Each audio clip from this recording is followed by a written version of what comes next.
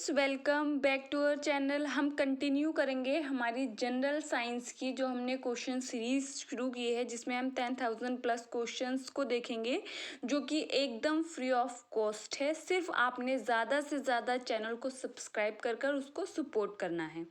तो देखिए, हम ऑलरेडी बहुत सारे क्वेश्चंस को देख चुके हैं, उनको डिस्कस कर चुके हैं, जिसमें लास्ट हमने देखा था आपका प्लांट किंगडम, पादप जगत के कुछ क्वेश्चन। तो सबसे पहले तो आप मुझे क्वेश्चन का कुछ आंसर देंगे, फिर हम आगे बढ़ेंगे। पहला क्वेश्चन जो मैं आपसे पूछ रही हूँ वो ये है कि थैलोफाइटा का मतलब क्या होता है। कौन सा पादप है, कौन से पादप का प्रकार है जिनको हम थैलोफाइटा बोलते हैं और क्यों बोलते हैं। ठीक है, अब देखिए फर्स्ट क्वेश्चन आपको आपकी स्क्रीन पर दिखाई दे रहा है। निम्नलिखित में से किस पौधे में नग्न बीज होते हैं। Which of the following plants bear naked seed. तो देखिए, ये इस चीज़ से आपने ध्यान रखना है कि आपका जो जिम्नोस्पर्म है, जो जिम्नोस्पर्म आपका अनावर्त बीजी जो होते हैं, उनमें सबसे पहले बीज बने थे। लेकिन उनमें सबसे पहले बीज बने थे, वहाँ पर वो जो बीज थे उनके ऊपर कवरिंग नहीं थी, वो नग्न बीज थे, मतलब वो ढके हुए नहीं थे। इसीलिए वहाँ पर क्या है, आप देखते हैं पुष्प नहीं बन पाए। वहाँ पर क्या है, पुष्प नहीं बन पाए, क्योंकि अनावर्त बीजी जो होते हैं उनमें सबसे पहले बीज तो बने, लेकिन वो किस प्रकार के थे, नग्न प्रकार के थे, उन पर कोई भी कवरिंग आपको नहीं दिखाई देगी। तो यहाँ पर आपको उदाहरण दिए गए हैं, मैंने आपको पहले भी बताया था, आपने एनसीईआरटी के उदाहरणों को सबसे पहले ध्यान रखना है। कारा, फ्यूनेरिया और क्लेमाइडोमोनास। तो देखेंगे जो आपका देवदार जो है वो क्या है, आपका एक जिम्नोस्पर्म है, अनावर्त बीजी है। एक इम्पॉर्टेंट चीज़ ये है यहाँ पर, जो भी बच्चे जनरल साइंस के लिए प्रिपेयर कर रहे हैं या जो 9th-10th के बच्चे हैं, वो मेरे दूसरे चैनल पर ज़रूर जाएं। वो स्पेसिफिकली है आपका कि आपको वहाँ पर जनरल साइंस के कंप्लीट वीडियोस फ्री प्रोवाइड हो रहे हैं, प्लस क्लास 9th और 10th की एनसीईआरटी भी साइंस की। तो आपको पता है कि वो जनरल साइंस के प्रिपरेशन में आपको बहुत ज़्यादा हेल्प करती है। तो जाएं, चैनल का लिंक नीचे कमेंट बॉक्स में है, आप जाकर वहाँ पर चैनल को सपोर्ट कीजिए, ज़्यादा से ज़्यादा सब्सक्राइब कर। नेक्स्ट क्वेश्चन देखेंगे। निम्नलिखित में से कौन सा समूह नग्न बीज पैदा करता है। Which of the following group produce naked seed. तो देखिए, नग्न बीज अभी आपको बताया गया कौन सा है, जो जिम्नोस्पर्म है, जिसको आप हिंदी में अनावर्त बीजी बोलते हैं। थैलोफाइटा में तो आपके बीज बनते ही नहीं हैं, फिर आता है ब्रायोफाइटा में भी नहीं बनते, एंजियोस्पर्म में बनते हैं, लेकिन वो क्या होते हैं, आपके कवर होते हैं। फिर देखेंगे नेक्स्ट क्वेश्चन। परागण समूह के पौधों की विशेषता है। Pollination is characteristic of plant groups of. तो देखिए, जो परागण होता है वो क्या है, आप सीधे से एक डेफिनेशन देखते हैं कि पराग कणों का वर्तिकाग्र पर पहुंचने की क्रिया को आप परागण बोलते हैं। अब ये परागण जो है वो अलग अलग प्रकार से हो सकता है। जैसे कुछ पौधों में आप देखेंगे हवा के द्वारा होगा, मतलब परागण उड़े और दूसरे आपके मादा पर पहुंचे और वहां पर क्या हुआ, पॉलिनेशन हो गया, फिर क्या होगा, उससे निषेचन हो जाएगा। फिर कुछ कीटों के द्वारा होता है। कुछ कीटों में आप देखते हैं कि वहां पर परागण जो है, किट होती है उनके पैरों में वैक्स जैसा कुछ चिपक जाते हैं परागण, जब वो किसी पुष्प वगैरह पे बैठते हैं, फिर जब वो दूसरे पुष्प पर बैठते हैं तब परागण हो जाता है।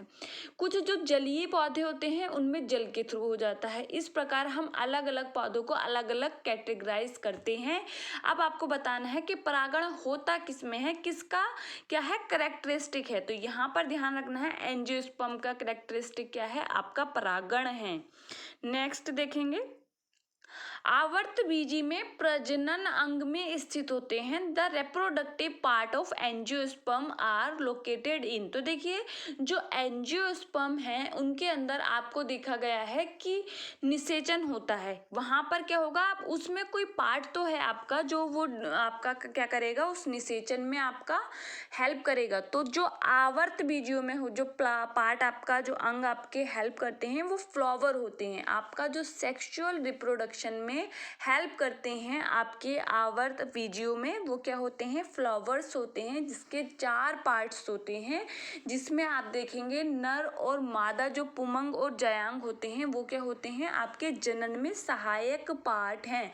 बाकी दूसरे क्या है? सहायक है, जो अट्रैक्ट करते हैं। जैसे आप कोरोला देखते हैं जो अट्रैक्ट करता है दूसरे कीटों को या दूसरी चीज़ों को। दूसरा आपका देखिए, या फिर पेटल्स जो होते हैं जो हेल्प करता है आपके फूल को दूसरों से प्रोटेक्ट करता है, उसकी सुरक्षा करता है। तो यहाँ पर ध्यान रखना है, फ्लावर्स जो होते हैं वो प्रजनन अंग होते हैं आपके आवर्त बीजियों में।